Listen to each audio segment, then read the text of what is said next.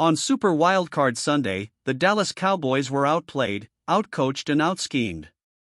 All that was indicated by the final score of 48-32. Some would say that it wasn't even that close. However, if the defense had played like they did the last 10 minutes, for the whole game, they would have won. But as it went from the start, it was clear it was the Packers' day.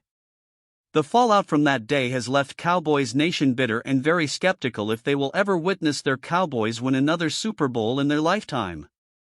Here at the Blue Star Report, we know that football is a sport of skill, timing, strategy, and luck. Some accuse the Jones family of not caring about winning. But one missed call or a bad penalty can be a season-ending mistake and one that the team can't control. Ultimately, the Joneses could build the perfect roster and have the perfect coach and still not win the franchise's 6th trophy. That is how sports goes, most times. But any team starts with building the roster. This offseason, it starts and ends with Dak Prescott's cap hit. Dak's cap hit would be $60 million if the Cowboys doesn't reduce the cap hit, so they can follow up on their all-in goal. They can do that in two ways. Either by extending the current contract or by flipping the switch in the contract, ultimately, lowering the hit by taking a part of the $60 million into a guarantee and splitting the hit over the void years. Of the two options, the void years option might be the best way to go regardless whether or not the Dallas Cowboys keep Dak. But what are void years? They are years that are agreed upon from the outset that have no legal effect. They are placeholders for prorated signing bonus money, which can be assigned when the void years are created or created through a later contract restructure. Unlike salary and roster/workout bonuses, the signing bonus is prorated on the salary cap over the life of the contract up to 5 years, so adding voidable years to the end of a contract allows the annual charge to be lowered. This allows a team to backload contracts and spend more money than the limited salary cap space. The following excerpt is from Over the Cap written by Jason Fitzgerald. The link will be in the description below. What is the deal with these void years? Void years seem to cause the most confusion regarding NFL contracts. Void years are a mechanism that teams use, and often abuse, as a way to continuously defer salary cap charges to the future. The rules regarding signing bonuses allows a team to prorate the cap charges associated with the bonus up to a maximum of 5 years. Rarely do player contracts run more than 5 years, so any restructure can only be prorated up to the maximum number of years remaining in most of these contracts. To avoid this, teams add dummy years to a contract to allow for added years for prorating money. The way this works is the team puts an added year onto a contract just like any other year. The year, however, voids on a certain date prior to the start of the league year. In Prescott's case, Dallas added 2 void years to the contract, one in 2025 and another in 2026. To see how this benefited Dallas, we can look back at the 2023 season. Dallas restructured his contract last year, converting $29.3 million of salary into a bonus. If the void years did not exist, Dallas would have only saved $14.65 million on the cap. Instead, Dallas saved $21.975 million because they were now able to park salary cap charges in those void years. The danger of this strategy comes from when the player's contract expires. If the team allows the deal to void all of the cap charges parked on the salary cap, count on the salary cap.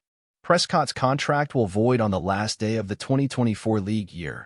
That will be sometime in mid-March of 2025. If that happens, Dallas will take on $36.46 million in cap charges for Prescott. But why would Dallas choose to do the restructure instead of extending his contract? For one or two reasons. One is that they are going all in for next season and want Dak to prove yet again that he can be elite. And the other reason is that they still want go all in, but regardless of the result of next season, they intend on rebuilding the roster and build around Lamb, Diggs, and Parsons. In that scenario, Dak will not be with the Cowboys after next season, and Dallas could do so without a major cap hit. And with the salary cap going up and the way Dallas continues to draft successfully on a consistent basis, the Dallas Cowboys could be and would be in the clear when it comes to cap hell. But the $2 billion questions are, would they do that, and when will they move on from Dak Prescott? In the past eras, you were lucky if your elite QB lasts till the age of 35. However, with the advances in medicine and technology today, QBs can last till maybe 50. 50 might be hyperbole, but the point remains. NFL careers aren't as short as they used to be. To bring it back to Dak, the Cowboys very well could move on from Prescott, but it won't be this upcoming season. That leaves, when will the Cowboys move on from Dak Prescott? The answer might be coming sooner than later. And there is no guarantee that the Cowboys will find a successful QB to lead them to another Super Bowl. So I wouldn't be so quick to get Dak Prescott out of town. He was pretty dang good this season, and that was without a consistent running game. The defense is pretty much there with a couple of additions to be made, as in linebackers and nose tackle. Prescott wouldn't have to be as good if the running game was consistently good and the defense getting home 70% of the time. Give Dak that and he'll lead the team to multiple Super Bowls. Jerry Jones said at the Senior Bowl, the Cowboys are going to be all in this offseason. I would take him at his word, even though part of the reason for him to say that was to start selling next year to the fanbase. Most will be skeptical, as they should be, but all good things do come to those who wait. Whatever happens between now and March, don't anyone tell you that the Cowboys can't be more aggressive than they usually are in free agency.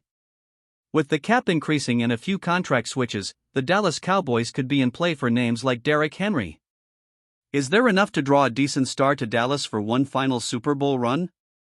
Yes, but they need to plug the holes that were transparent in the regular season. Do that and the free agents will come to Dallas. Speaking for myself, 29 years is drought of biblical proportions, but I would not have it any other way.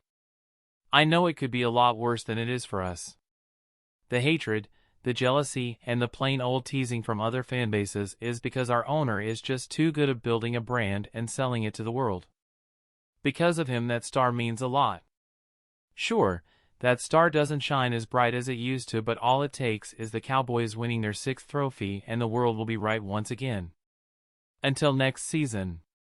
To stay up to date with all the latest insights and updates on the Blue Star Report, be sure to adjust your notification settings to all so you never miss a single video. Your support keeps us going, and we appreciate every football fan on this journey with us. Stay tuned for more captivating insights and updates right here on the Blue Star Report. So, until next time, love everyone that you can, and as always, Go Cowboys!